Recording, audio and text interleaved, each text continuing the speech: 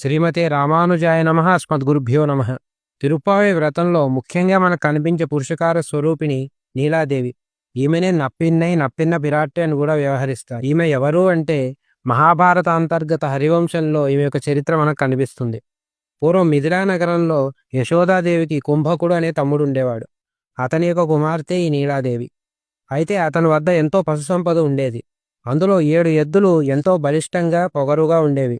వాటిని లొంగదీసిన వారికి తన కూతుర్ని ఇస్తానని ప్రకటించాడు కుంభుడు. అయితే వాటిని కృష్ణ పరమాత్మ లొంగదీశాడు. ఈ 7 ఎద్దులు ఎవరు అంటే కాలనేమి యొక్క 7 కుమారులు ఒకానొక కారణం చేత ఈ విధంగా జన్మించారు.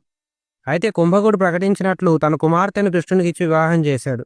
ఈ కథ కృష్ణుడు గోకులంలో ఉండగానే జరిగింది. మరి నీలాదేవి ఎవరి అంశ అంటే వైకుంఠంలో నిత్యసూరి గణంలో కూడా మనకు నీలాదేవి దర్శనమిస్తుంది. స్వామి యొక్క ఔదార్యానికి గుర్తుగా నీలాదేవిని చెప్తారు.